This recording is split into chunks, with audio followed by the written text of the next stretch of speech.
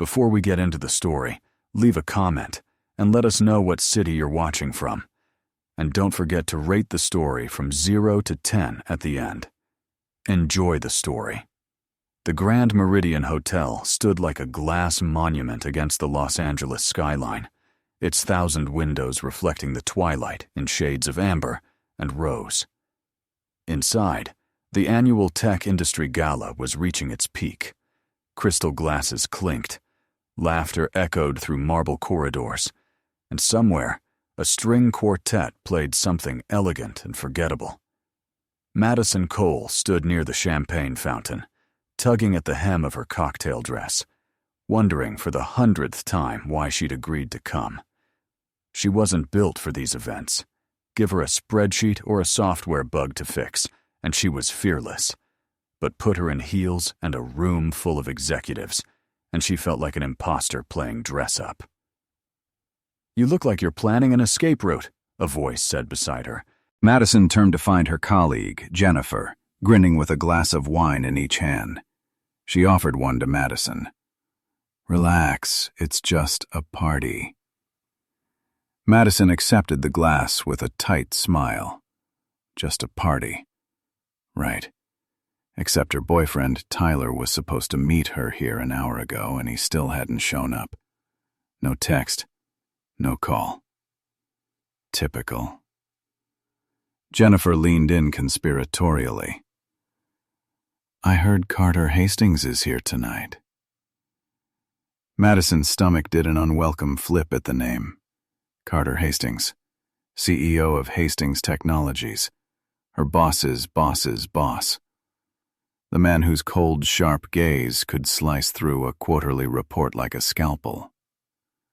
She'd only met him twice, both times in passing, and both times she'd felt like a mouse being studied by a hawk. "Why would I care?" Madison muttered, taking a long sip of wine. Jennifer laughed.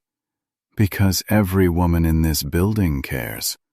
Have you seen him? That man could make a boardroom presentation feel like foreplay." Madison rolled her eyes, but she couldn't deny the truth in it. Carter Hastings was absurdly attractive in that untouchable, tailored suit, billionaire kind of way. Dark hair always perfectly styled, jawline that could cut glass, eyes the color of a winter storm, and completely, utterly out of her league. Not that it mattered. She had Tyler. Sort of. Maybe, if he ever bothered to show up. Her phone buzzed. Finally. But when she looked at the screen, her heart sank. Tyler's message was short and infuriating. "Can't make it. Work thing." "Sorry, babe." Madison stared at the words, her jaw tightening. Work thing. He was a freelance graphic designer who worked from his couch. What possible work thing could he have at 9 o'clock on a Saturday night? She shoved her phone back into her purse, her chest burning with a mix of anger and humiliation. Jennifer noticed the shift in her expression. "Let me guess. Tyler bailed?" Madison didn't answer, but her silence was confirmation enough. Jennifer sighed. "Maddie, you deserve better than a guy who treats you like an afterthought." Maybe she did. But right now, she just wanted to get through this night, go back to her hotel room, and pretend the whole evening hadn't happened. The gala had been organized as part of a 3-day tech conference, and most of the out-of-town attendees, including Madison, had been given rooms at the Grand Meridian. It was a perk of working for a company as successful as Hastings Technologies, even if she was just a mid-level software engineer buried somewhere in the organizational chart. By 11, Madison had had enough. She slipped out of the ballroom, her heels clicking against the polished floors as she made her way to the elevators. The hotel lobby was quieter now, just a few guests milling about, their voices low and lazy with expensive alcohol. Madison pressed the button for the 20th floor and leaned against the elevator wall, closing her eyes. She was tired of pretending to enjoy networking, tired of waiting for Tyler to act like he cared, tired of feeling invisible. When the elevator dinged, She stepped out into the dimly lit hallway and walked toward her room. Room 2047. She'd memorized the number, but in her tipsy, exhausted state, the hallway seemed longer than she remembered. She pulled out her key card, slid it into the slot, and heard the satisfying click of the lock disengaging. The room was dark, completely dark. Madison frowned. She didn't remember turning off all the lights before she left. Maybe housekeeping had been through. She stepped inside, letting the door swing shut behind her, and fumbled along the wall for the light switch. But before she found it, she heard something. A low, sleepy exhale. Her heart jumped into her throat. Someone was in the room. Madison froze, her pulse hammering in her ears. Then she remembered. Tyler. He must have come after all. He must have gotten a key card from the front desk and decided to surprise her. Relief washed over her, followed quickly by a surge of frustration. So now he decides to show up? She kicked off her heels, her lips curving into a smile despite herself. Fine. If he wanted to surprise her, she could play along. The figure on the bed shifted slightly, the sheets rustling. Madison's eyes adjusted to the darkness just enough to make out a shape. Broad shoulders, the outline of a man lying on his side, facing away from her. Her pulse quickened, but this time it wasn't fear. It was something else. Something reckless. She crossed the room slowly, her bare feet silent on the plush carpet. When she reached the bed, she hesitated for just a moment. Then she leaned down and ran her fingers along the man's shoulder, finding the buttons of his shirt. "Took you long enough," she whispered, her voice low and teasing. The man stirred but didn't wake. Madison smiled to herself and began unbuttoning his shirt, one button at a time. Her fingers moved carefully, methodically, slipping each button free with a soft pop. 1, 2, 3. The fabric parted beneath her hands, revealing warm skin and the firm lines of muscle beneath. She leaned closer, her breath catching as she undid the fourth button. Her fingertips grazed his chest, and she felt his heartbeat steady and strong. This was bold, bolder than she usually was, but the wine and the anger and the exhaustion had loosened something inside her. For once, she wasn't going to be the good girl who waited patiently for scraps of attention. She was going to take what she wanted. Her fingers found the fifth button, and then the man moved. His hand shot up, catching her wrist in a grip that was firm but not painful. Madison gasped, her heart slamming against her ribs. "Who the hell are you?" The voice was deep, rough with sleep, and completely, utterly unfamiliar. Madison's blood turned to ice. That wasn't Tyler's voice. The man sat up abruptly, and in the dim light spilling in from the curtains, she saw his face. Sharp cheekbones, a strong jaw, eyes that gleamed like polished steel even in the darkness. Carter Hastings. Oh God. Oh God. Oh God. Oh God. Madison stumbled backward, her hand flying to her mouth. She stammered, her voice breaking. "I thought—" Carter's gaze swept over her, taking in her flushed face, her disheveled hair, the way her dress had shifted during her clumsy retreat. His expression was unreadable, but there was something in his eyes, something dark and sharp and dangerous. "You thought what?" he asked, his voice low and controlled. Madison's mind was a whirlwind of panic and humiliation. She wanted to disappear, to melt into the floor and never be seen again. "I thought this was my room," she blurted out. "I'm so sorry." "I didn't." She turned and bolted for the door, her hands shaking as she fumbled for the handle. But before she could escape, Carter's voice stopped her. "Madison." She froze. He knew her name. Slowly, she turned back to face him. Carter was standing now, his shirt still hanging open, his expression impossible to read. "This is going to be an interesting Monday," he said quietly. Madison didn't sleep. How could she? Every time she closed her eyes, she saw Carter Hastings' face, the way his eyes had locked onto hers in the darkness, the way his voice had wrapped around her name like a promise or a threat. She'd spent the rest of the night pacing her actual room, which turned out to be 2057, not 2047, replaying the disaster on an endless loop. By the time morning light crept through the curtains, she'd convinced herself her career was over. She'd assaulted her CEO. Well, not assaulted exactly, but she'd definitely crossed about 17 lines of professional conduct. He could fire her, sue her, tell everyone in the company what she'd done. Her phone buzzed on the nightstand. A text from Jennifer. "Coffee in the lobby? You looked rough last night." Madison almost laughed. Rough didn't begin to cover it. But she needed to talk to someone before she completely spiraled, so she typed back a quick yes and dragged herself into the shower. 20 minutes later, she sat across from Jennifer in the hotel's cafe, nursing a cup of coffee that tasted like regret. "Okay, spill," Jennifer said, leaning forward with eager eyes. "You disappeared last night without saying goodbye. Did something happen with Tyler?" Madison's hands tightened around her mug. "Tyler never showed up." Meng sentenced Jennifer's face fell. "Maddie, I'm sorry. That guy is such a—" I unbuttoned Carter Hastings' shirt. Madison blurted out. The words hung in the air like a grenade with the pin pulled. Jennifer's mouth fell open. Then she started laughing.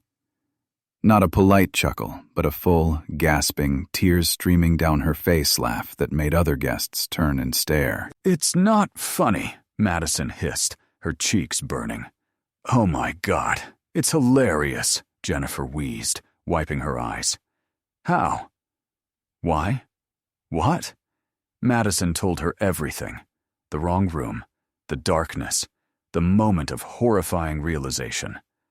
By the time she finished, Jennifer had stopped laughing, but her eyes were still dancing with amusement. "So let me get this straight," Jennifer said slowly.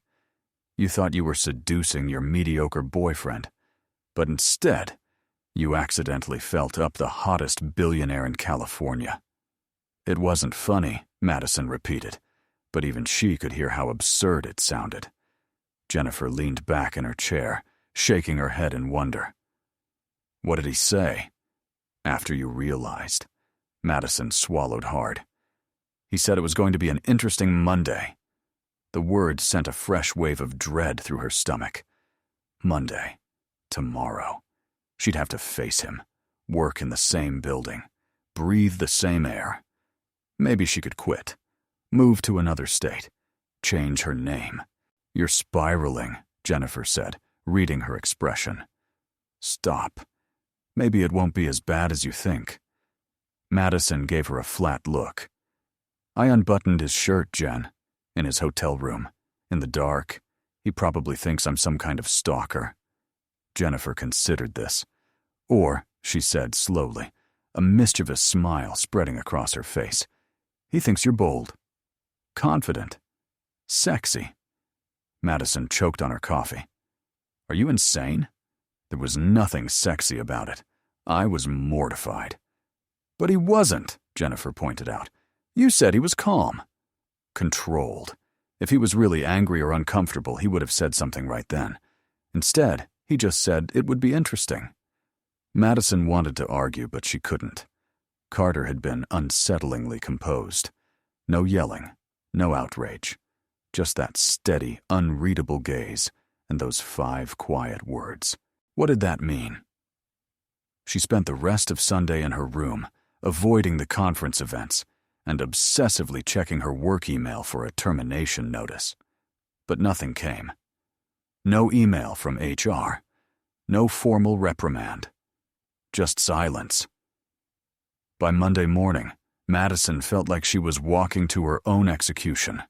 The Hastings Technologies building was a sleek tower of glass and steel in downtown LA, and Madison had always loved working there. But today, it felt like a prison. She kept her head down as she rode the elevator to the 7th floor, where the software development department lived. Her cubicle was tucked in the back corner, which had always felt like a blessing. Today, it felt like a hiding spot. She just sat down and opened her laptop when her phone buzzed. An email from Carter Hastings. Her heart stopped. With trembling fingers, she opened it. "Ms. Cole, please come to my office at 10 a.m. CH. That was it. No explanation, no context, just a summons. Madison stared at the screen, her pulse roaring in her ears. This was it. He was going to fire her in person. Maybe he wanted to watch her squirm first. At 9:55, she stood outside the executive suite on the top floor, her palms sweating and her stomach in knots. Carter's assistant, a sharp-eyed woman named Helen, glanced up from her desk. "Miss Cole?" Madison nodded, not trusting her voice. "Go ahead." "He's expecting you." The door to Carter's office was heavy and imposing, made of dark wood that probably cost more than Madison's car. She knocked once, softly. "Come in." Madison pushed the door open and stepped inside. The office was massive. Floor-to-ceiling windows overlooked the city, and the furniture was all clean lines and expensive leather. Behind an enormous desk sat Carter Hastings, looking every bit the billionaire CEO in a charcoal suit that fit him like a second skin. He didn't look up immediately.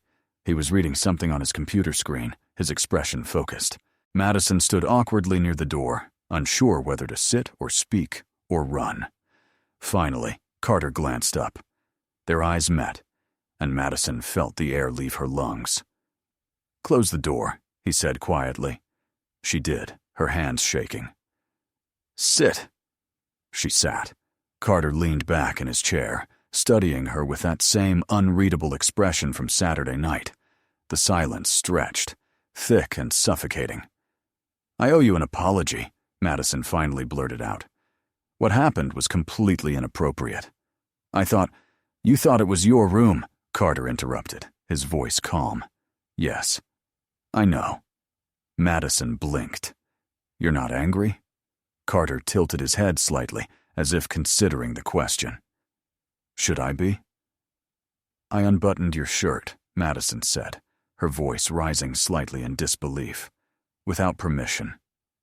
In the dark. That's bold," Carter finished. Madison froze. That was the exact word Jennifer had used. "I'm not going to fire you, Ms.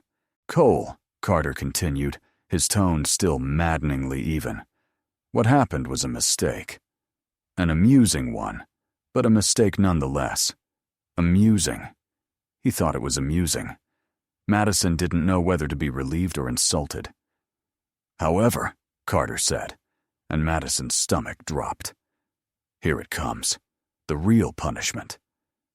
There is something I need from you." Madison's throat went dry. "What?" Carter stood, walking around his desk with slow, deliberate steps. He stopped in front of her, close enough that she had to tilt her head back to meet his eyes. "I have a problem," he said quietly, "and I think you might be the solution." Madison's heart was hammering so hard she was sure he could hear it. "What kind of problem?" Carter's lips curved into the faintest hint of a smile. "The kind that requires a girlfriend." Madison stared at him. "Excuse me?" Madison was certain she'd misheard, or maybe she was still asleep, trapped in some bizarre stress dream brought on by too much champagne and humiliation. But Carter Hastings was still standing in front of her, tall and imposing, his steel-gray eyes fixed on hers with an intensity that made her skin prickle. "I need you to pretend to be my girlfriend," he repeated, as if it were the most reasonable request in the world.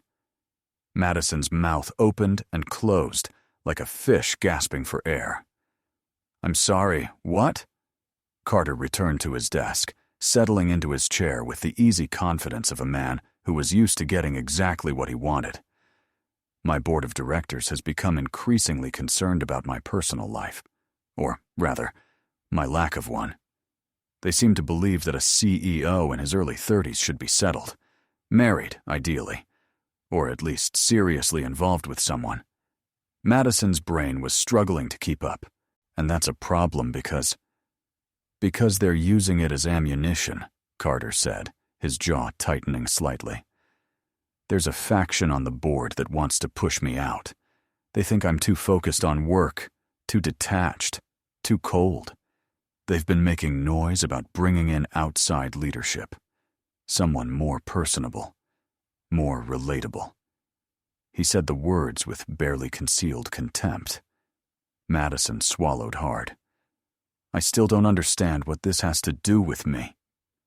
Carter leaned forward, resting his elbows on the desk. In 3 weeks, there's a company retreat in Napa Valley. The entire executive team, the board members, and their spouses will be there. It's part business, part social networking. The perfect opportunity for me to prove I'm not the emotionless robot they think I am. Madison's heart was racing now. By showing up with a fake girlfriend. Exactly. And you want that fake girlfriend to be me? Carter's lips quirked. You did already unbutton my shirt. We're halfway there. Madison's face flamed. That was an accident. I know, Carter said, his tone softening slightly. But it gave me an idea. You're smart, articulate, and you work for the company, which makes the relationship believable. Plus, you're not part of the executive circle, so there's less risk of complicated fallout when we eventually end things. He was already planning the breakup of their fake relationship. Madison rubbed her temples, trying to process what was happening. This is insane. Is it? Carter asked. You'd be helping me secure my position as CEO. In return, I'll make sure your career here flourishes. Promotions, raises, access to projects you'd never normally touch. Think of it as a mutually beneficial arrangement. Madison wanted to laugh, or scream, or possibly both. I have a boyfriend, she said, though the words felt hollow even as she spoke them. Carter raised an eyebrow. Do you? The question hung in the air, heavy with implication. Madison thought about Tyler, about the canceled plans and the half-hearted apologies, about the way he made her feel like she was always asking for too much. It's complicated, she said finally. Carter nodded slowly. Then uncomplicate it, or don't. I'm not asking you to actually date me, Miss Cole. I'm asking you to play a role, 3 weeks of your life, a few public appearances, some hand-holding and smiling for the cameras. That's all. Madison's mind was spinning. This was crazy. Absolutely, completely insane. And yet, a small, reckless part of her was intrigued. When was the last time she'd done something bold? Something that wasn't safe and predictable and small? I need time to think about it, she said. Carter stood, buttoning his suit jacket with practiced ease. You have until tomorrow morning. Meet me here at 9 if your answer is yes. If I don't see you, I'll assume it's a no, and we'll never speak of this again. Madison rose on unsteady legs, her mind still reeling. She was halfway to the door when Carter's voice stopped her. Miss Cole. She turned back. For what it's worth, he said quietly, I think you'd be quite convincing. Madison didn't know how to respond to that, so she simply nodded and left. The elevator ride down felt surreal. By the time she reached her cubicle, Jennifer was already waiting, perched on the edge of Madison's desk with barely contained excitement. Well? Jennifer demanded. Did he fire you? Madison sank into her chair. No. He offered me a job. Jennifer frowned. What kind of job? Madison hesitated, then lowered her voice. He wants me to pretend to be his girlfriend. Jennifer's eyes went wide. Then she grabbed Madison's arm and dragged her into an empty conference room, shutting the door behind them. Explain. Now. So Madison did. She told Jennifer everything, from Carter's board troubles to the Napa Valley retreat to the promise of career advancement. When she finished, Jennifer was staring at her with a mixture of awe and disbelief. "This is like something out of a movie," Jennifer breathed. "I know," Madison said miserably. "What do I do?" Jennifer didn't hesitate. "You say yes." Madison gaped at her. "Are you serious?" "Hell yes, I'm serious," Jennifer said, her eyes gleaming. "Maddie, this is a once-in-a-lifetime opportunity. Do you know how many women would kill to be in your position right now?" Madison shook her head. "It's not real, Jen. It's pretend. And what about Tyler?" Jennifer's expression hardened. "What about Tyler? The guy who ditches you at every opportunity and makes you feel like you're not worth his time? Forget Tyler. This is about you. About what you want." Madison bit her lip. "I don't even know what I want anymore." Jennifer softened, reaching out to squeeze Madison's hand. Then maybe it's time to figure it out. And if that means spending 3 weeks pretending to date a gorgeous billionaire, well, I think you'll survive. Despite everything, Madison smiled. "You're a terrible influence." "I'm the best influence," Jennifer corrected. "Now go home, think about it, and for the love of God, say yes tomorrow." That night, Madison lay in bed, staring at the ceiling. Her phone sat on the nightstand, Tyler's last text still unanswered. "Sorry, babe." 2 words that somehow managed to say nothing at all. She thought about Carter's offer, the absurdity of it, the risk, but also the possibilities. What if Jennifer was right? What if this was exactly the kind of shake-up her life needed? Before she could second-guess herself, Madison grabbed her phone and opened a new message to Tyler. "We need to talk. I don't think this is working anymore." She hit send before she could change her mind. Emissions. Then she set the phone down, her heart pounding, and closed her eyes. Tomorrow morning, she would walk into Carter Hastings's office, and she would say, yes. Madison arrived at Carter's office at 8:50 the next morning, her palms damp and her stomach churning. She'd barely slept, her mind consumed by what-ifs and worst-case scenarios. But she'd made her decision. Helen, Carter's assistant, gave her a knowing smile as she waved Madison through. "He's expecting you." Madison knocked once and entered. Carter was standing by the windows, his back to the door, hands clasped behind him. He turned when he heard her, and for a moment, neither of them spoke. "So," Carter said finally, his voice giving nothing away. "What's your answer?" Madison lifted her chin, meeting his gaze straight on. "Yes," she said. "I'll do it." Something flickered in Carter's eyes. Satisfaction, maybe. Or relief. "Good," he said simply. Then he crossed the room and extended his hand. "Let's make this convincing."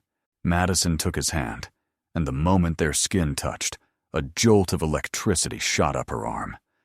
Carter's grip was warm and firm, his thumb brushing across her knuckles in a way that felt far too intimate for a business arrangement. "Welcome to the performance of a lifetime, Miss Cole," he murmured. Madison swallowed hard, her pulse racing. What have I just agreed to? The first rule of their arrangement, Carter explained, was believability. If they were going to convince his board of directors that their relationship was real, they needed to act like a real couple. That meant spending time together, learning each other's habits, knowing the little details that separated genuine intimacy from a poorly rehearsed performance. "People notice inconsistencies," Carter said as they sat in his office that Tuesday morning, a leather-bound notebook open between them. "If I say your favorite color is blue and you say it's green, the whole facade crumbles." Madison nodded, trying to ignore how surreal this felt. Yesterday, she'd been a mid-level software engineer whose biggest concern was debugging code. Today, she was sitting across from a billionaire CEO, planning an elaborate deception. "So what is your favorite color?" she asked. "Gray," Carter said without hesitation. Madison raised an eyebrow. "How very on brand for you." A flicker of amusement crossed his face. "And yours?" "Yellow," Madison said.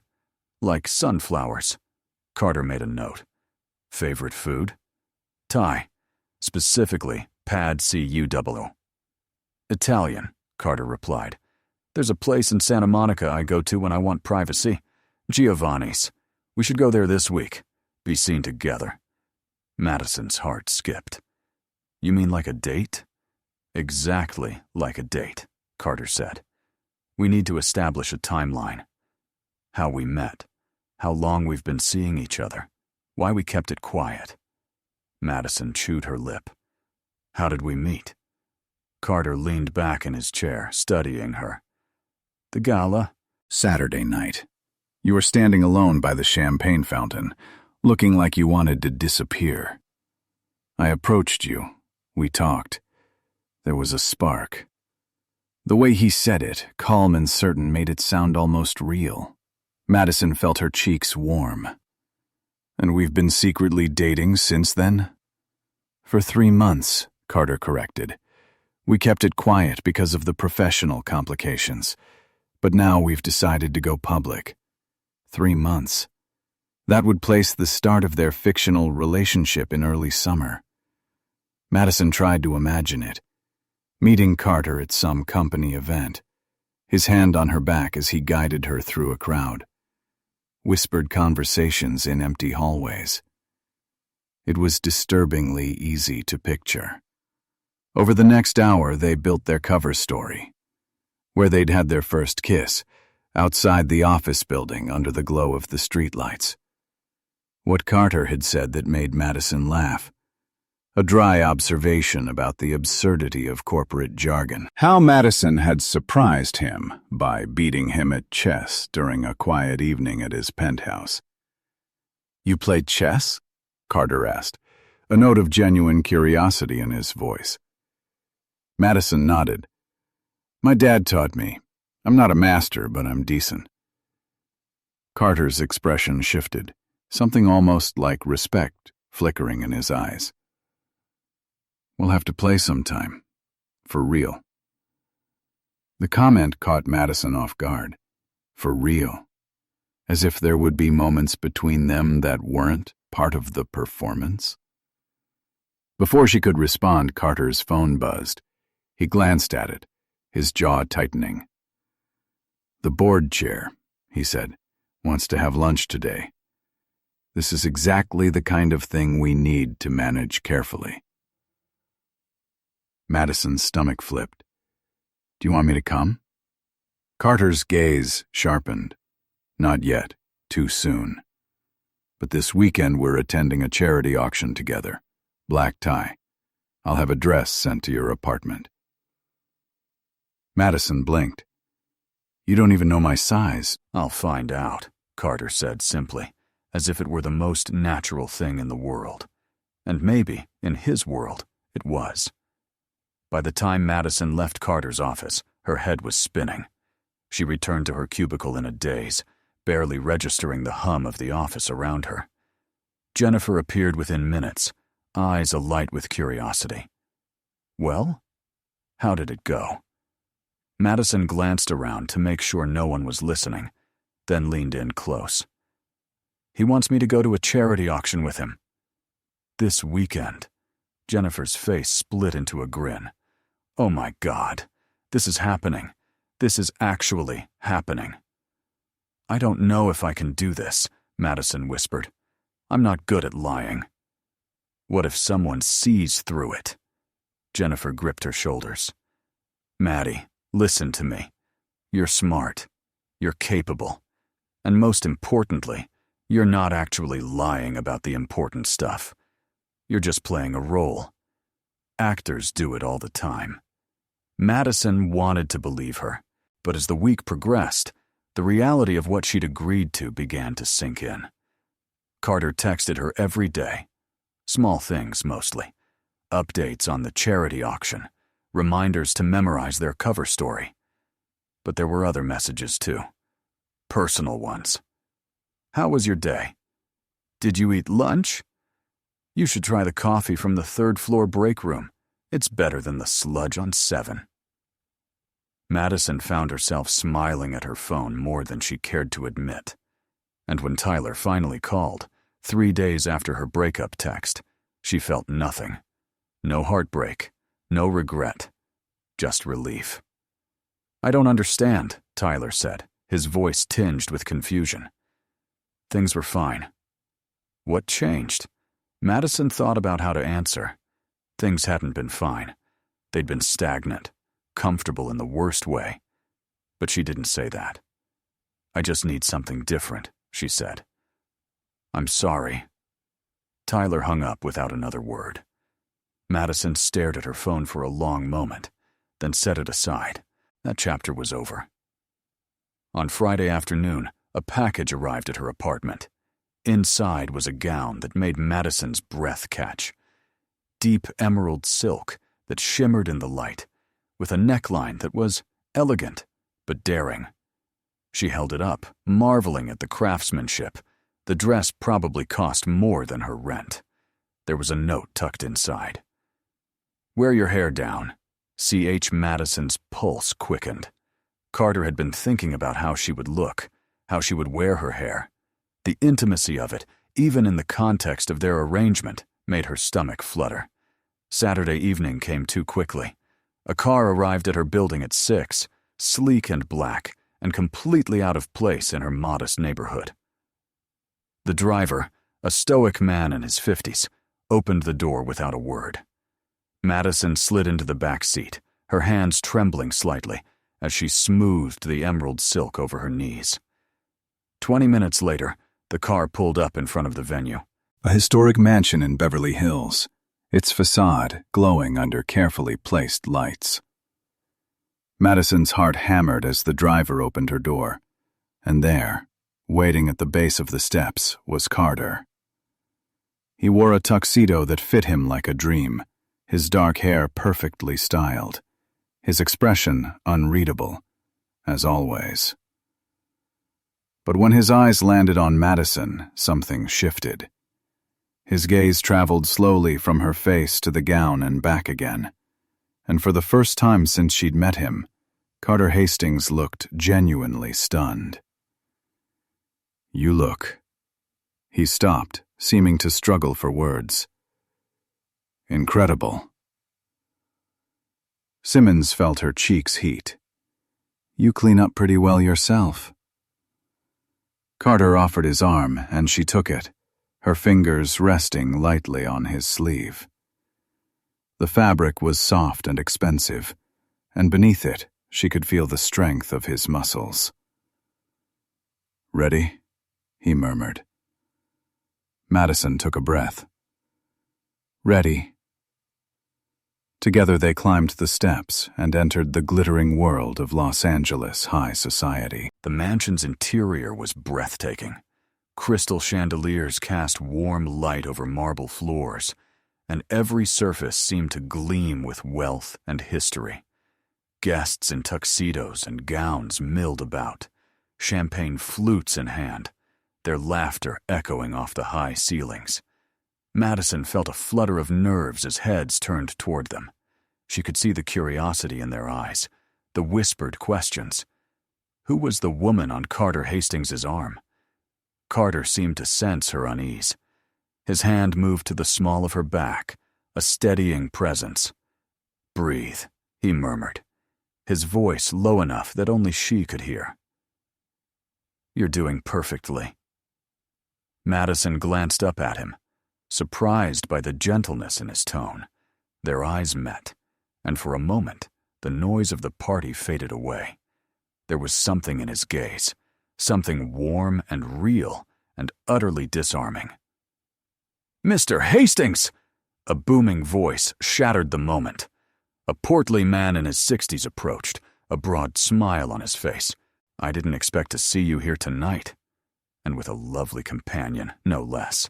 Carter's expression smoothed into polite professionalism.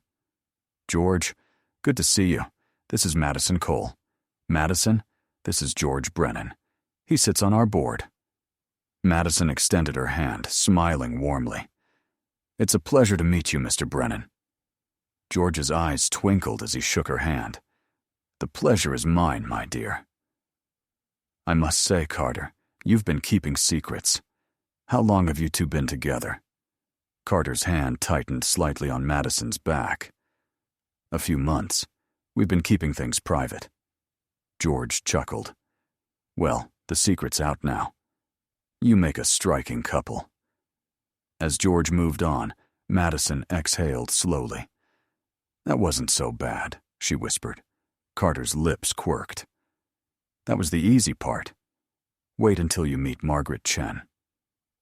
Madison groaned softly.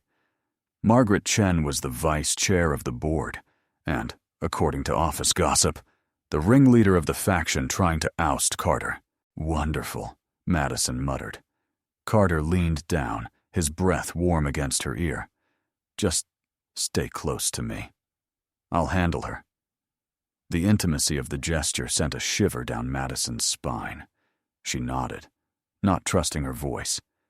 They spent the next hour circulating through the crowd. Carter introduced her to donors, board members, and business partners, and Madison played her role flawlessly. She laughed at the right moments, asked thoughtful questions, and let Carter's hand linger on her waist in a way that screamed coupledom. Margaret Chen found them near the silent auction tables, her sharp eyes assessing Madison with the precision of a jeweler examining a questionable diamond. She was a striking woman in her 50s, her silver hair cut in a severe bob, her black gown elegant and intimidating. Carter, Margaret said, her voice cool and measured. I heard rumors you'd brought a date. I had to see for myself. Carter's expression remained neutral, but Madison felt the tension in his body. Margaret, you look lovely tonight. This is Madison Cole. Margaret's gaze swept over Madison, lingering just long enough to make her uncomfortable. Cole. Are you related to the Boston Coles? No, Madison said with a polite smile. I'm from a much less impressive family tree. My dad's a high school teacher, and my mom runs a small bakery in Oregon. She saw a flicker of something in Margaret's eyes. Dismissal, maybe, or calculation. How charming, Margaret said, though her tone suggested it was anything but. And how did you two meet? Madison opened her mouth, but Carter spoke first. At a company event. Madison works in software development. She's brilliant with code. We started talking about AI integration, and I was immediately impressed. The lie rolled off his tongue so smoothly that even Madison almost believed it. Margaret's eyebrow arched. How professional, and this is a serious relationship? Carter's arm slipped around Madison's waist, pulling her closer. The gesture was possessive and unmistakably intimate. Very serious, he said quietly. Margaret's lips pressed into a thin line. Well, I suppose stranger things have happened. Enjoy your evening. As she walked away, Madison let out a breath she hadn't realized she was holding. She hates me, Madison whispered. She doesn't hate you, Carter said. She hates that she can't use my personal life against me anymore. Madison looked up at him, studying his profile. His jaw was tight, his eyes following Margaret's retreat. Is she really that dangerous? Carter's gaze finally dropped to meet hers. Margaret Chen doesn't make moves unless she's sure she'll win. The fact that she's already probing means she's looking for weaknesses. We can't give her any. The weight of his words settled over Madison.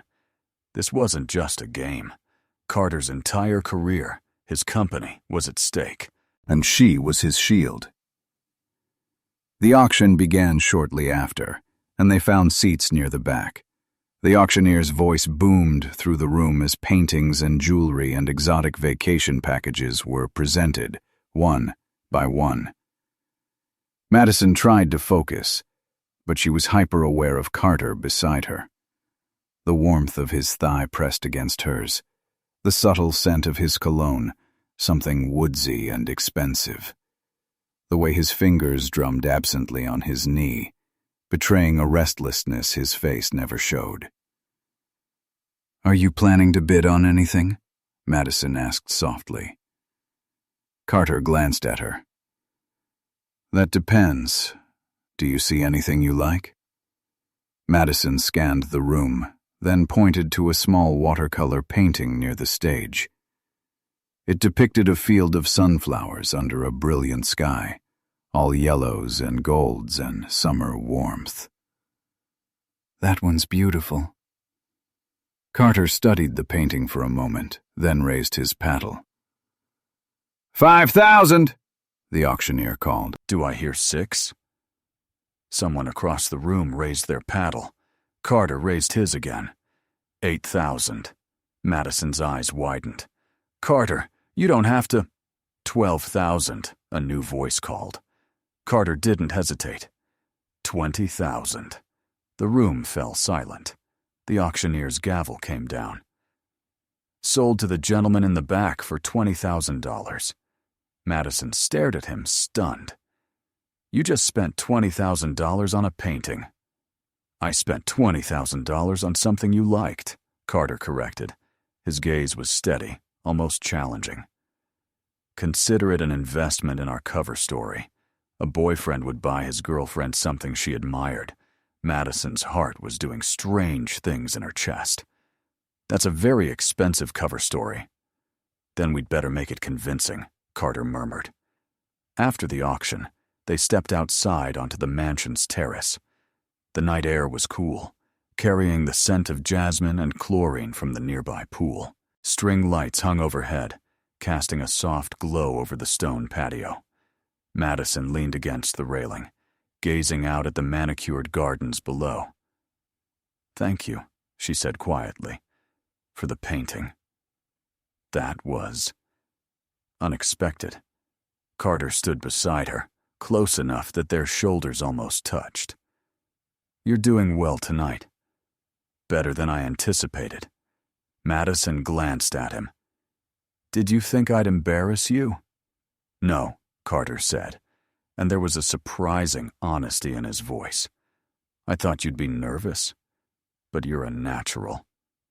Madison laughed softly. "I'm terrified. I just hide it well." Carter turned to face her fully, and the intensity in his eyes made her breath catch. "You don't have to hide it with me." The words hung between them, heavy with meaning. Madison's pulse quickened. This was supposed to be an act, a performance. But the way Carter was looking at her right now felt anything but fake. "Carter," she didn't finish. A flash of light erupted from the garden below, followed by another. Cameras. Madison's stomach dropped. "Paparazzi," Carter said, his voice tight. He moved quickly, stepping in front of Madison to block her from view. "How did they get past security?" Madison's heart raced as more flashes lit up the darkness. She could hear voices, photographers calling Carter's name, demanding he turn around. "Mr. Hastings, who's your date?" "Carter, is this your girlfriend?" "Miss, can you tell us your name?" Carter's jaw clenched. He grabbed Madison's hand, his grip firm and reassuring. "Ignore them. We're leaving." But before they could move, one photographer got bold, pushing through the hedges and onto the terrace. His camera was already raised. "Just one picture, Mr. Hastings." Carter stepped between Madison and the camera, his body a wall of protection. "Get out," he said, his voice cold and dangerous. "This is private property." The photographer didn't back down. "The public has a right to know who you're dating. Is it serious? Are you engaged?" Something in Carter snapped. His hand shot out, grabbing the camera before the photographer could react. "I said, get out. Security appeared moments later, escorting the photographer away. But the damage was done. Madison's hands were shaking, her breath coming in short gasps. "Are you all right?" Carter asked, his voice softer now. Madison nodded, though she didn't feel all right. "I didn't expect that." "I should have," Carter said grimly. "I underestimated how quickly word would spread." He ran a hand through his hair, a rare crack in his composure. "I'm sorry. I'll make sure security tightens protocols for the Napa retreat." Madison looked up at him, seeing something she hadn't expected. "Guilt. It's not your fault," she said. Carter's eyes met hers, and for a moment, the mask he wore slipped. "Yes," he said quietly. "It is." They left the mansion shortly after, the ride home silent.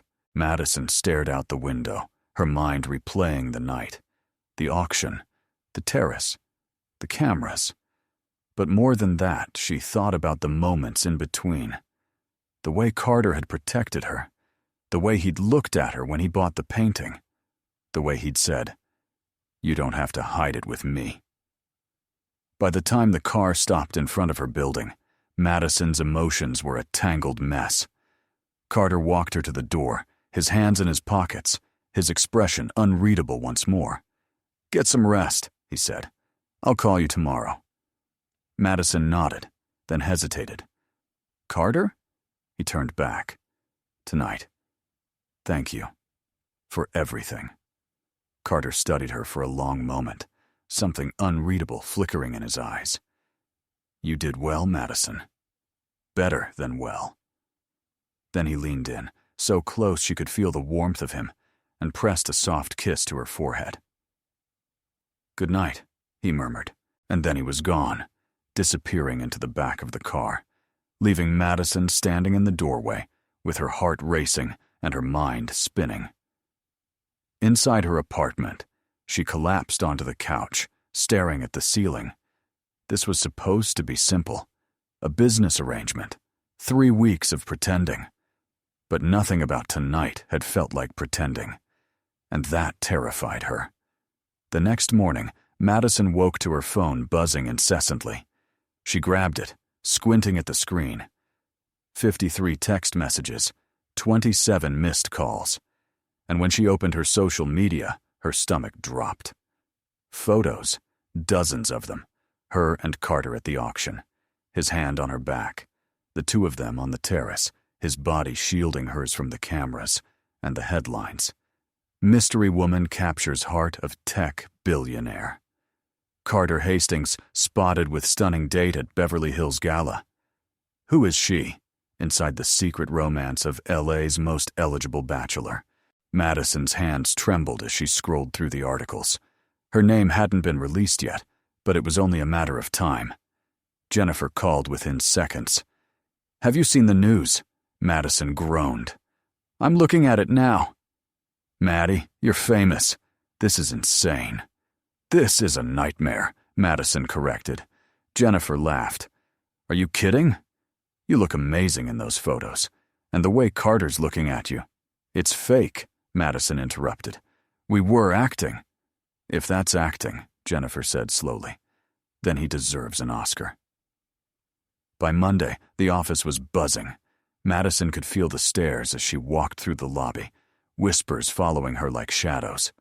She kept her head down, moving quickly toward the elevators, but she didn't make it far. Madison Cole? A woman in a sharp blazer stepped into her path, a press badge hanging around her neck. "I'm Vanessa Moreno with Tech Insider. Can I ask you a few questions about your relationship with Carter Hastings?" Madison's heart leapt into her throat. "I don't have any comment." "Is it true you've been dating for months?" Vanessa pressed, her eyes sharp. "How did you meet? Are you living together?" "Excuse me," Madison said firmly, sidestepping the reporter. She practically ran to the elevator, her pulse pounding in her ears. When the doors closed, she sagged against the wall, exhaling shakily. This was spiraling out of control. Her phone buzzed, a text from Carter. "Come to my office." Now. Madison's stomach twisted, but she obeyed. When she reached the executive floor, Helen waved her through without a word, her expression sympathetic. Carter was standing by the windows when Madison entered, his posture tense. "Close the door," he said without turning around. Madison did, her hands trembling slightly. "Carter, there was a reporter in the lobby." "She—" "I know," Carter interrupted. He turned to face her, and the storm in his eyes made her breath catch. "It's already started. By tonight, your name will be everywhere. Your face, your background, everything."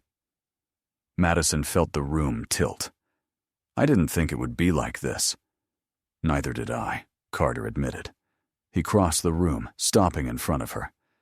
"I underestimated how aggressive the media would be. I'm sorry. If you want to back out, I'll understand." Madison stared at him. "Back out? Now?" "You didn't sign up for this level of scrutiny," Carter said. "If it's too much, we can end it. I'll release a statement saying we've decided to keep our relationship private and ask for respect. It won't stop the attention completely, but it will slow it down." Madison considered his offer. It would be so easy to walk away, to return to her quiet, anonymous life. But as she looked at Carter, saw the tension in his jaw and the guilt in his eyes, she realized something.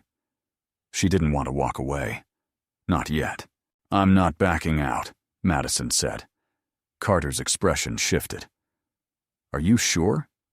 "I'm sure," Madison said, though her heart was hammering. "But we need ground rules, boundaries. If we're going to survive this, we need to be on the same page." Carter nodded slowly. "Agreed." "What do you need?" Madison took a breath, organizing her thoughts. "First, no lies to each other. If something's bothering you, tell me. If this arrangement stops working for you, tell me. I don't want to be blindsided." "Done," Carter said. "Second, my family is off limits. If reporters dig into my background, fine. But I don't want my parents dragged into this." Carter's gaze softened. "I'll make sure my PR team handles it. Your family won't be contacted." "And third," Madison said, her voice faltering slightly, "we need to be clear about what this is. We're pretending, Carter. This isn't real. I need you to remember that." Something flickered in Carter's eyes, but he nodded. "Of course." Madison wasn't sure why his agreement made her chest ache, but she pushed the feeling aside. "Okay, then I'm in. For the full 3 weeks." Carter extended his hand. "Partners?" Madison took it, his grip warm and steady. "Partners." Over the next week, Madison's life transformed. Her social media exploded with followers. Strangers stopped her on the street asking for photos or details about Carter. A tabloid somehow got hold of her college yearbook photo, which was mortifying. But through it all, Carter was a constant presence. He called her every evening, checking in, making sure she was okay. He sent her articles about managing media attention. He even had his lawyer draft a cease and desist letter when one particularly aggressive blogger started making up stories about her past. And slowly, Madison began to realize something unsettling. She was starting to look forward to his calls, to the sound of his voice, to the way he seemed genuinely concerned about her well-being. On Thursday, Carter invited her to dinner at Giovanni's, the Italian restaurant he'd mentioned during their first meeting. It was tucked away on a quiet street in Santa Monica, the kind of place that didn't advertise because it didn't need to. Inside, the lighting was low and intimate, candles flickering on each table. A hostess led them to a private corner booth, away from prying eyes. "This is beautiful," Madison said as she slid into the seat. "It's one of the few places I can eat without being photographed," Carter said, settling across from her. The owner values discretion. A waiter appeared, and Carter ordered for both of them without hesitation. Normally, Madison would have bristled at someone ordering for her, but somehow, with Carter, it felt natural, like he knew her, which, she supposed, he was starting to. "How are you holding up?" Carter asked once they were alone. Madison shrugged. "I've had better weeks. My mom called yesterday. She saw the photos online and has about 1,000,000 questions." Carter's lips twitched. "What did you tell her?" "The truth. Sort of. I said we've been dating quietly and things got more public than we expected." Madison paused. "She wants to meet you." Carter stilled. "Meet me?" "I told her it wasn't necessary," Madison said quickly. "But she's insistent. Apparently, any man dating her daughter needs to pass the parental approval test." Carter was quiet for a moment, his expression thoughtful. "When?" Madison blinked. "When what?" "When does she want to meet me?" Carter said. "If it's important to you, I'll do it." Madison's heart did a strange flip. "Carter, you don't have to." "I want to," he interrupted. "If we're going to sell this, we need to sell it to everyone, including your family." He was right, of course. But the idea of Carter meeting her parents, sitting in her childhood home, pretending to be her boyfriend, in front of the two people who knew her best, felt dangerous. "Okay," Madison said finally. "I'll set something up." The food arrived, and they ate in comfortable silence for a while. But Madison couldn't stop stealing glances at Carter. The way the candlelight softened his features. The way he seemed more relaxed here than she'd ever seen him. "Can I ask you something?" Madison said. Carter looked up. "Of course. Why did you really choose me for this arrangement?" Carter set down his fork, considering the question. "I told you. You're smart, articulate." "That's the official answer," Madison interrupted. "But there has to be more to it. You could have asked anyone. Someone from your social circle. Someone used to the spotlight." Carter was quiet for a long moment. When he finally spoke, his voice was softer than usual. "Because when I woke up and found you in my room that night, you were terrified, mortified. But you didn't try to make excuses or shift blame. You just apologized and left. It was honest, real." He paused. "Most people in my life want something from me. Money, connections, status. But you didn't. You just wanted to escape. I found that refreshing." Madison's chest tightened. "So, I'm your fake girlfriend because I accidentally assaulted you in a hotel room?" Carter's lips curved into a rare, genuine smile. "Something like that." Madison laughed, the sound surprising both of them. "That's the strangest compliment I've ever received." "I'm full of strange compliments," Carter said. The rest of dinner passed in easy conversation. They talked about books they'd read, places they wanted to travel, childhood memories. And with every story Madison shared, she saw Carter soften a little more. Saw glimpses of the man beneath the CEO mask. By the time they left the restaurant, the night air cool and salt-tinged from the nearby ocean, Madison felt lighter than she had in days. Carter walked her to his car, but before she could get in, he caught her hand. "Madison." She turned, and the intensity in his gaze stole her breath. "Thank you," Carter said quietly, "for doing this, for not running when things got complicated." Madison's heart thudded. "You're welcome." Carter stepped closer, and for a moment she thought he might kiss her, really kiss her, not just for show. But instead he lifted her hand to his lips and pressed a soft kiss to her knuckles. "Good night," he murmured. Madison climbed into the car, her hand still tingling from his touch, her mind a whirlwind of confusion. This was pretend. She needed to remember that. But God, it was getting harder every day.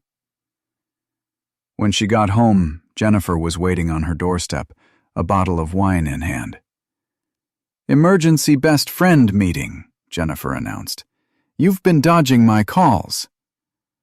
Madison let her in, and they settled on the couch. Jennifer poured 2 generous glasses of wine and fixed Madison with a knowing look. "Okay, spill." "What's going on with you and Carter?" "Nothing," Madison said, but the word felt hollow.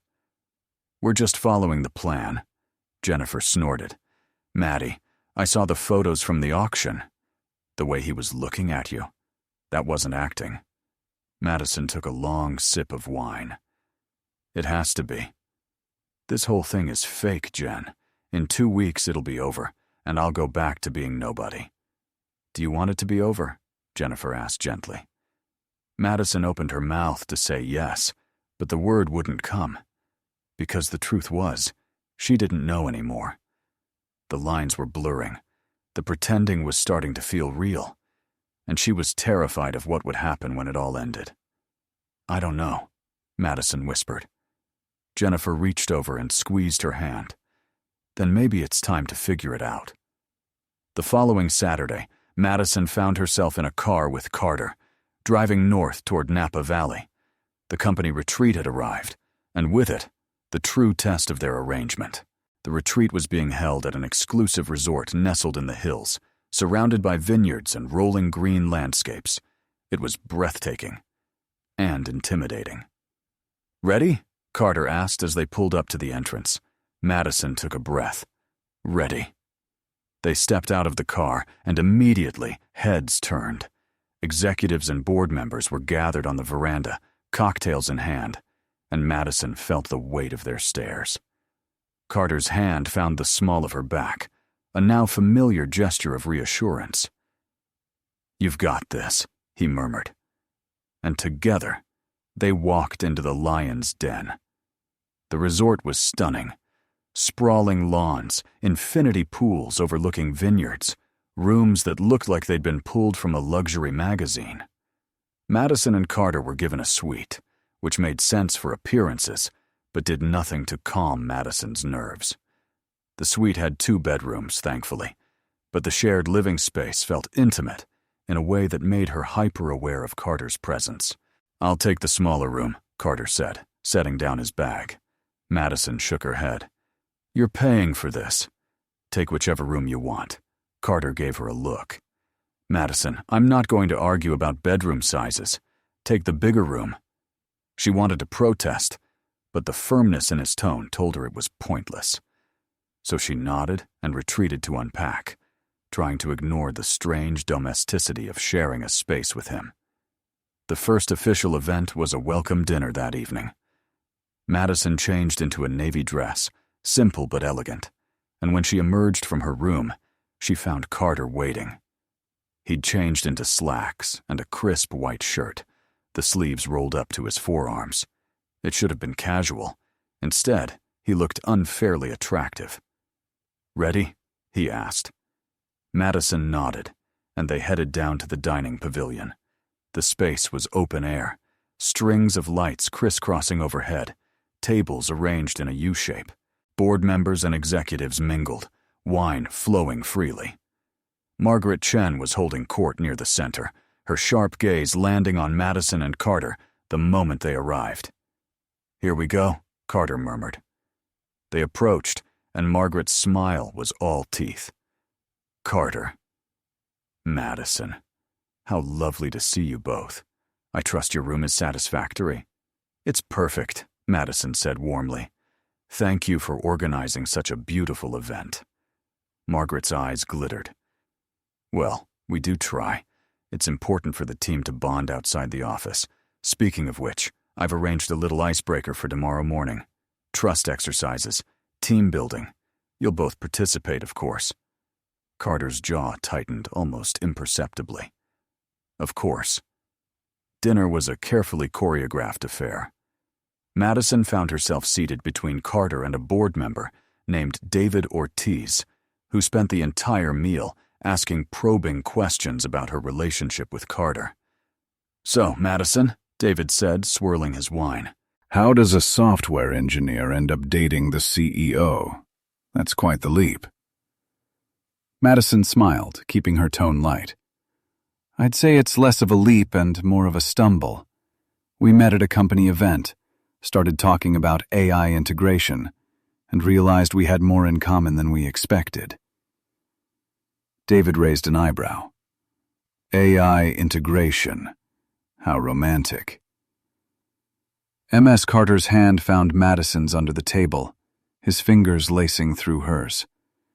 The gesture was invisible to everyone else, but the warmth of his touch sent a jolt through her. She's brilliant, Carter said, his voice steady. I'd be a fool not to notice. David chuckled.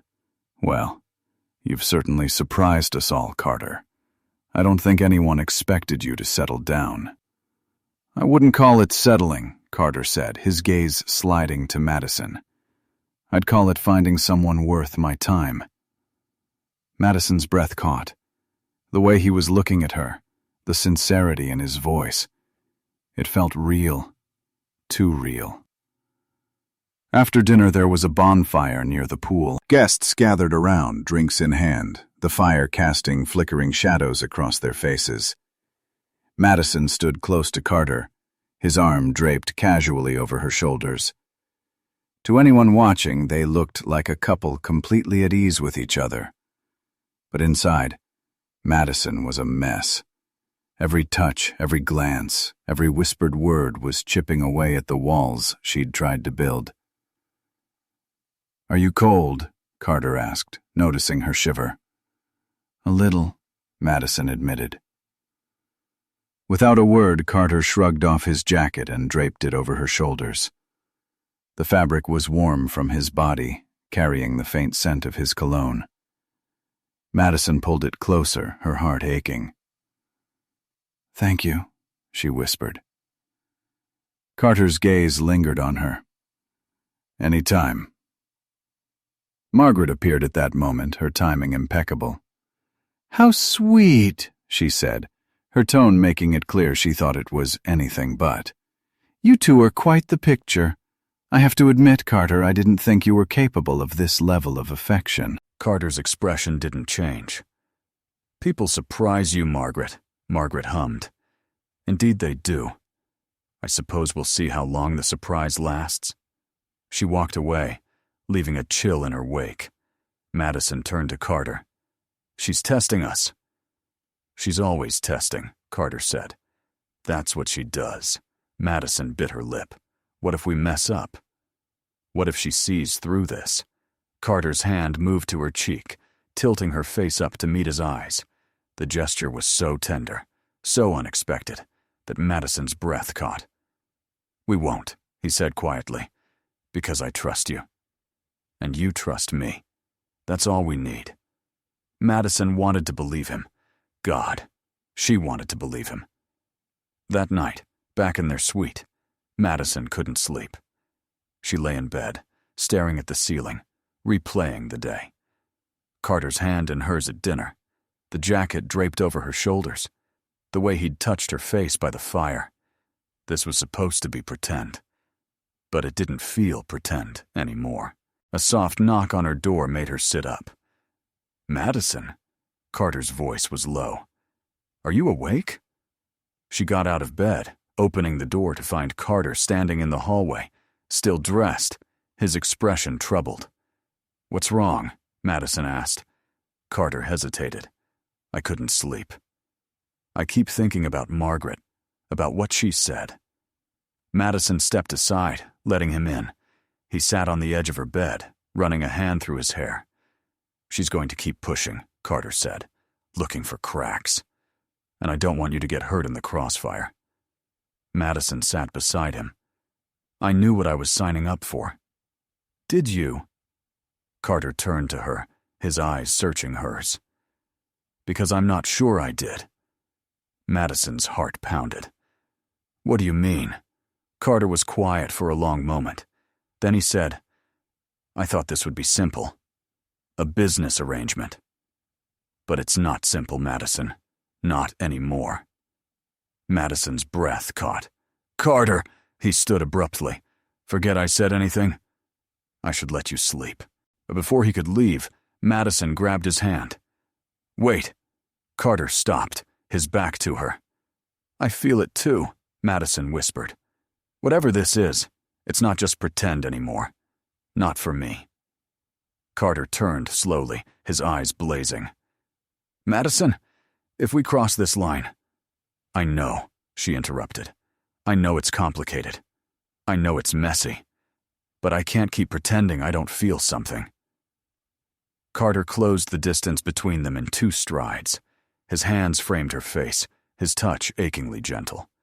"If we do this," he said, his voice rough, "there's no going back." Madison's pulse raced. "I don't want to go back." That was all the permission Carter needed. He kissed her, and it was nothing like the chaste kiss he'd pressed to her forehead days ago. This was fire and need, and months of tension finally breaking free. Madison melted into him, her hands gripping his shirt, pulling him closer. Carter's arms wrapped around her, holding her like she was something precious. When they finally pulled apart, both breathing hard, Carter rested his forehead against hers. "This changes everything," he murmured. "I know," Madison whispered. And for the first time since this whole charade began, she wasn't afraid. The next morning, Madison woke to sunlight streaming through the curtains, and Carter's arm draped across her waist. They'd fallen asleep tangled together, and the intimacy of it made her chest ache in the best way. Carter stirred, his eyes opening slowly. When he saw her, a small smile curved his lips. "Good morning." "Morning," Madison said, her voice soft. They lay there for a moment, neither wanting to break the skull. But reality intruded when Carter's phone buzzed on the nightstand. He groaned, reaching for it. "It's Helen. The trust-building exercises start in an hour." Madison laughed. "Margaret really doesn't waste time, does she?" Carter pulled Madison closer, pressing a kiss to her temple. "Let her try. She has no idea what she's up against." And as they got ready for the day, side by side, Madison realized something. This wasn't pretend anymore. This was real. And whatever happened next, she was ready to face it. With Carter, the trust-building exercises were, predictably, excruciating.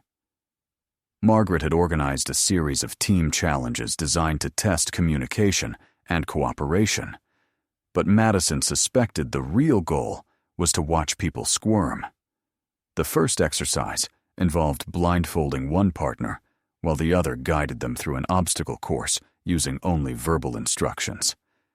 Madison and Carter were paired together naturally, and Margaret made sure to position herself where she could observe every moment.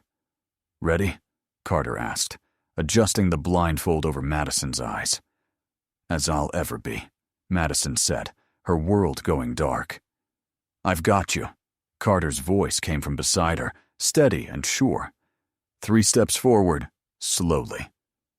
Madison moved, trusting his voice. "Now turn left. 2 more steps. Stop." His instructions were precise, confident, and Madison found herself relaxing into the rhythm of it.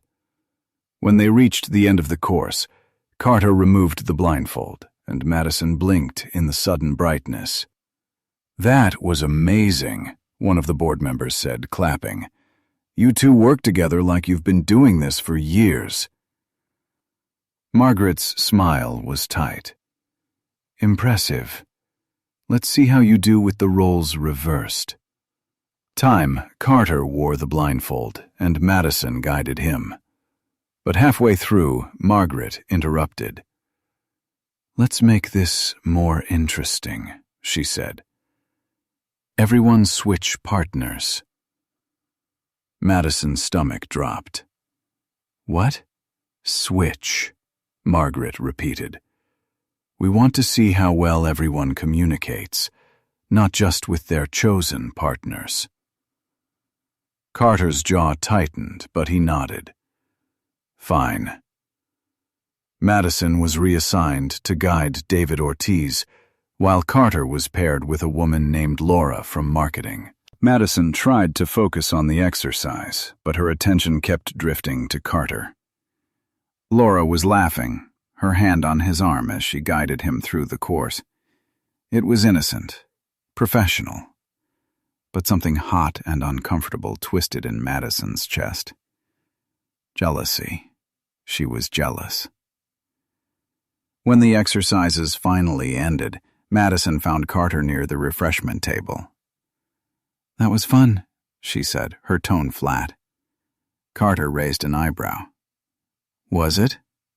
"Margaret's really pulling out all the stops," Madison said, "pairing you with Laura like that." Carter's lips twitched. "Are you jealous?" Madison's cheeks flushed. "No." "You are," Carter said, stepping closer. "Madison Cole, are you jealous?" "Maybe a little," Madison admitted, her voice dropping. "She was very touchy." Carter's hand found hers, his thumb brushing over her knuckles. "I didn't notice." "Liar." "Okay, I noticed," Carter said, his eyes warm. "But I wasn't interested. There's only one person I want touching me." Madison's breath caught. "Carter, we need to talk," he interrupted. "Tonight, after the group dinner. Just us." Madison nodded, her heart racing. That evening, the group gathered for a wine tasting at one of the resort's private vineyard terraces. The sun was setting, painting the sky in shades of pink and gold, and the atmosphere should have been romantic. But Madison felt the tension coiling tighter with every passing minute.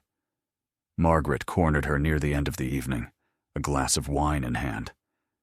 "You've done well this weekend," Margaret said. "Better than I expected." Madison forced a smile. "Thank you."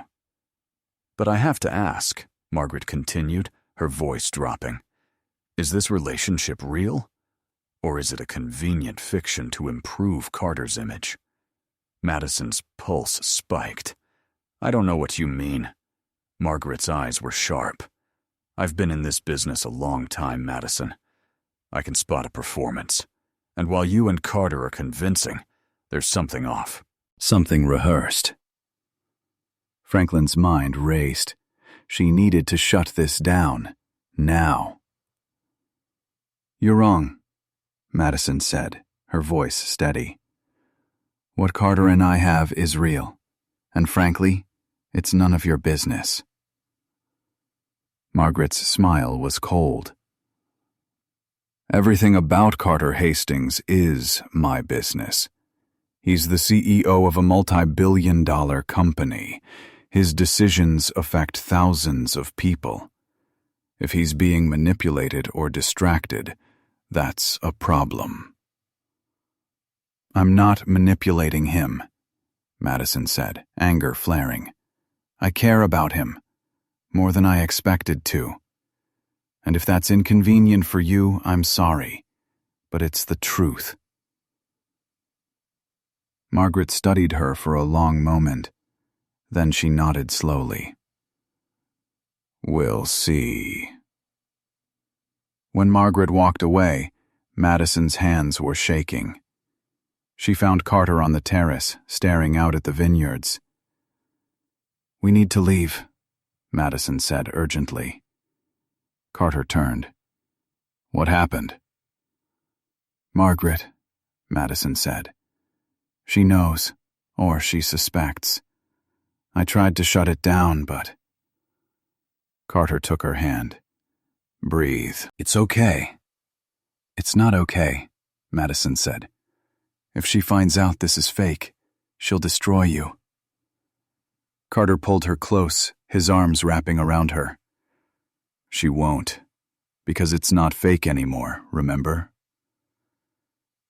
Madison looked up at him, her chest tight. But the board doesn't know that. They still think this is... Then we tell them the truth, Carter said. Madison blinked. What? Not the whole truth, Carter clarified, but enough. We started this as an arrangement, yes, but it became real. That's the story. It's honest, and it's exactly what they need to hear. Madison's heart pounded. Are you sure? Carter's hands framed her face. I've never been more sure of anything. That night, after the group had dispersed, Carter and Madison walked along the vineyard paths, the moon casting silver light over the rows of grapevines. I meant what I said earlier, Carter said quietly.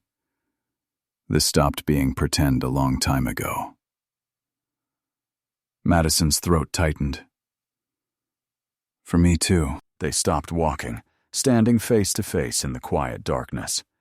So, what happens now? Madison asked. We finish the retreat, Carter said. We face the board. And then we figure out what this is. Really. Madison nodded, and Carter kissed her, slow and deep and full of promise. When they finally returned to their suite, Madison felt lighter than she had in weeks. Whatever happened next, they would face it together. The final day of the retreat was a shareholders' presentation. Carter was scheduled to speak, and Madison sat in the audience, watching him command the room with effortless confidence. But when he reached the end of his presentation, he did something unexpected. Before I close, Carter said, I want to address something personal. There's been speculation about my relationship with Madison Cole. Some of you have questioned whether it's real or a calculated move for appearances. The room went silent. Madison's heart stopped. The truth is, Carter continued, his gaze finding hers in the crowd. It started as an arrangement, a way to manage perceptions, but somewhere along the way, it became the most real thing in my life. Madison's eyes filled with tears. Madison, Carter said, his voice softer now, taught me that perfection isn't what makes someone worthy. It's honesty, vulnerability, and the courage to take risks. He paused. I'm taking a risk now, because I'm not asking her to pretend anymore. I'm asking her to stay. For real. The room erupted in applause. Margaret sat frozen, her expression unreadable. And Madison, tears streaming down her face, stood and walked to the stage. Carter met her halfway, pulling her into his arms. Was that okay? He murmured against her hair.